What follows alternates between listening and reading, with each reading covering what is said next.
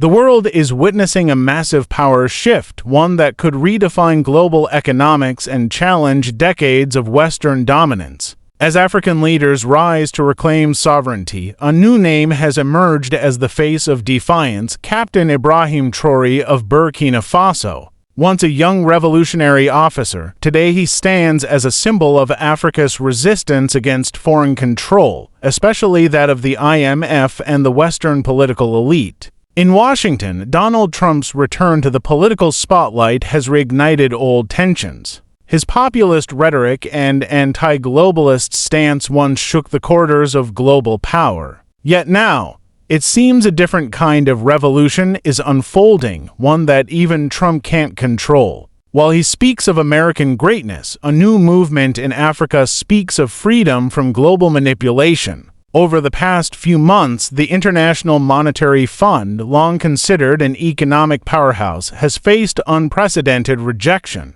From Mali to Niger and now Burkina Faso, African nations are cutting the strings of dependency, rejecting IMF loans and conditions that for decades kept their economies enslaved. Traoré, bold and unapologetic, declared that Africa will build its own future without the IMF, without the World Bank, and without Western interference. As cameras flash and microphones crowd his speeches, Traoré's words have become a rallying cry: "We are not poor, we have been impoverished." Across Africa, that sentiment resonates deeply. Generations have watched natural resources leave their soil while poverty and debt remain. Now, under his leadership, a new alliance is taking shape, one that could shake the foundation of global economic order. Meanwhile, Trump, watching from afar, finds himself both intrigued and challenged. During his first presidency, he criticized the IMF, calling it a tool for globalists.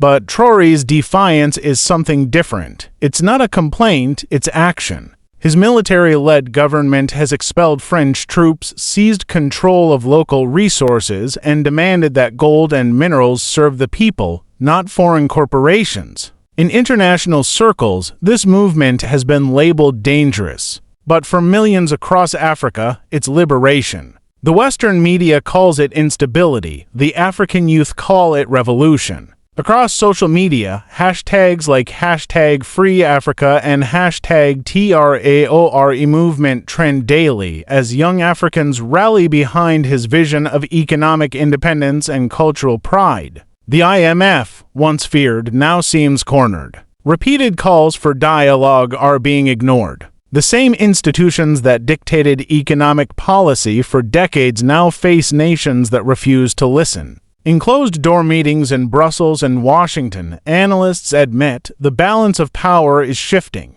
The West can no longer command obedience through financial leverage alone. Burkina Faso's decision to partner with Russia and China has further fueled Western anxiety. Infrastructure projects, resource exchanges, and military cooperation now bypass traditional channels. The African continent, long seen as the world's resource basket, is negotiating from a position of strength, and it all started with leaders like Traoré refusing to bow. As this geopolitical tug-of-war intensifies, the global south is watching closely. Countries in Latin America and Asia, those who once faced similar IMF conditions, see Burkina Faso's defiance as a blueprint for their own independence. Economists warn that if this trend continues, the IMF's influence could shrink drastically within a decade. And yet, behind the headlines, there's another story, one of fear, propaganda, and survival.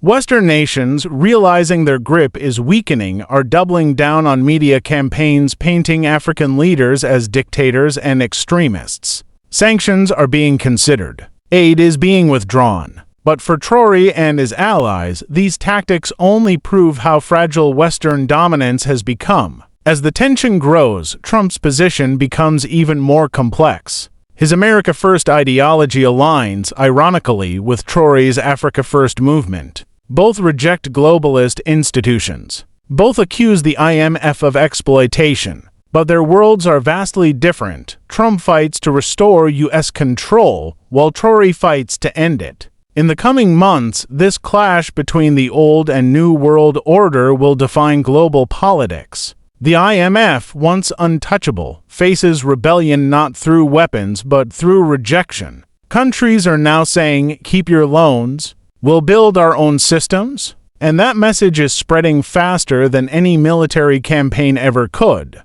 From the deserts of the Sahel to the cities of West Africa, hope is rising. For decades, Africa was the battlefield of empires. Now, it's becoming the battlefield of ideas, independence versus dependence, sovereignty versus control. Traoré's defiance has become the lightning rod of that change. In conference rooms around the world, world leaders whisper about the African problem. But what they fear is not chaos, it's awakening. The IMF can't function without borrowers. The West can't profit without access. And that's what Traoré understands. His words cut through decades of deceit.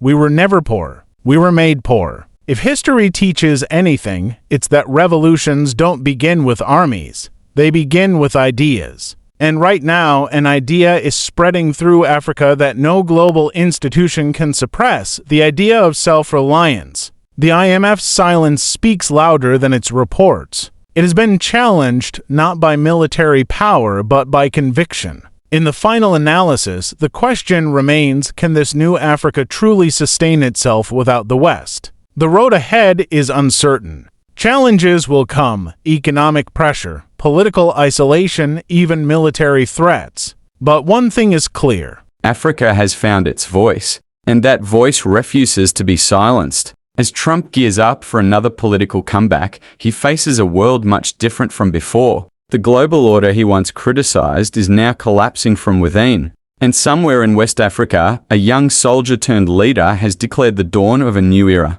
One where the IMF's power is fading and the people's will is rising. This is not just about one man or one nation. It's about a continent breaking its chains. And as the world watches, one truth becomes clear. The IMF may have ruled with money, but Traoré rules with belief. And belief, once ignited, can change the course of history. The IMF's reports become desperate. They warn of economic collapse, but their warnings sound hollow. For the first time, Africa's leaders respond, "We survived your help. We can survive without it." Cinematic build-up, drums rising. And then comes the unexpected, the silent alliance forming between Africa, Russia, and China. The same West that once divided Africa now sees it uniting under new friends. Projects begin, railways, mines, tech corridors, all without Western loans. It's not about ideology, it's about leverage. Trump's advisors call it a geopolitical earthquake. The IMF calls it instability. The world calls it change. Traoré stands before his people, wearing his red beret, calm, unshaken. Behind him, the flag of Burkina Faso waves. Around him, soldiers stand like stone. He speaks not of war, but of independence, true independence. His words pierce the silence. If our freedom costs us everything, then let it cost us everything. Those words echo through history. From Patrice Lumumba to Thomas Sankara, Africa's revolutionaries dreamed of this moment. Now it's here, alive, beating. Montage: IMF meetings, Trump rallies, protests in African capitals, the map of the world glowing with shifting alliances. The narrator's voice deepens. This is the dawn of the post-IMF world. The West scrambles for strategy. Some propose new aid packages, others speak of military presence. But none understand, you cannot buy faith once it's gone. Cinematic pause, soft music. Amid the chaos, ordinary people rise. Farmers form cooperatives. Small industries appear. Local currencies start replacing the dollar in trade. What was once fantasy becomes policy. And behind it all, one question remains: can Africa stand alone? The answer, whispered through deserts and jungles, is yes. But it will not be easy. The price of sovereignty is sacrifice. Yet the people seem ready. After centuries of silence, they've learned to speak. After centuries of fear, they've learned to fight, not with guns, but with purpose. Trump's speeches on American strength now sound strangely familiar. He talks about taking back control. Africa, in its own language, does the same. Two different worlds, one shared instinct, defiance against a system that served the few and enslaved the many. As this global drama unfolds, the IMF tries to reinvent itself. They speak of partnership, of new policies. But Africa remembers. Memory is stronger than promises. The narrator's tone deepens. Empires don't fall in explosions. They fall in silence when people stop believing. Cut to final montage, the IMF flag lowered, African flags rising, Trump staring at the globe during a televised interview, and Traoré addressing a sea of supporters. The voiceover concludes, "Greater than." History is not written by those who follow. It is written by those who refuse. From Washington to Ouagadougou, the age of obedience is ending. Dark clouds gather over the global stage. For decades, one force ruled world economics. The International Monetary Fund. Its handshake could build nations. Its grip could destroy them. But now, that power is slipping. From the heart of Africa, a thunderous voice has risen. Ibrahim Traoré, the young soldier who dared to challenge an empire built on debt and control. In the dusty streets of Ouagadougou, whispers turn to chants. Africa will rise again. The air is thick with conviction, and the world is watching. Traoré is no ordinary leader. He is a symbol of rebellion against a system that has long drained Africa's lifeblood in the name of economic assistance. The IMF, once seen as a savior, now stands accused of turning sovereign nations into clients, of trading progress for dependency. Every loan came with a condition. Every condition came with surrender. But the tide has turned. Trump's America, too, once challenged this global structure. His America first echoed across borders. Yet what Traoré has ignited is something deeper. Africa first.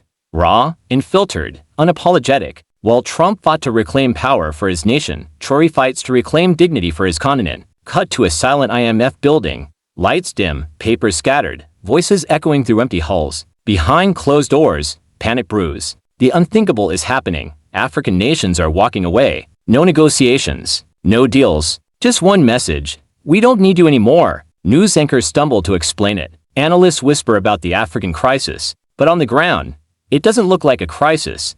It looks like awakening. People wave flags, not for political parties but for freedom. In markets, in villages, in schools. One message spreads. We will build our own tomorrow. Cinematic pause. Now imagine the IMF boardroom. Maps on the wall, graphs dropping, uneasy faces. They talk about restoring confidence, but deep inside they know this is not an economic issue. It's spiritual. Africa has stopped believing in them. Traoré's speeches echo like war drums. We will no longer be the shadow of others. His voice is steady, eyes burning with belief, and as his words spread through social media, millions join in. His defiance inspires not just Africans but voices from Asia, Latin America, and the Middle East, all tired of the same story. Trump, on his campaign trail, speaks of rebuilding America. Yet, across the ocean, another rebuilding has already begun, not of infrastructure, but of identity. Visual shift. Golden sunsets over African landscapes. Farmers tilling their own land, soldiers saluting their flag, children studying by lantern light. Hope isn't imported anymore. It's being made at home. But hope never comes unchallenged. Western powers tighten their grip. Sanctions, propaganda, pressure. They say Africa is turning authoritarian, chaotic. But behind those headlines lies fear. Fear of losing control.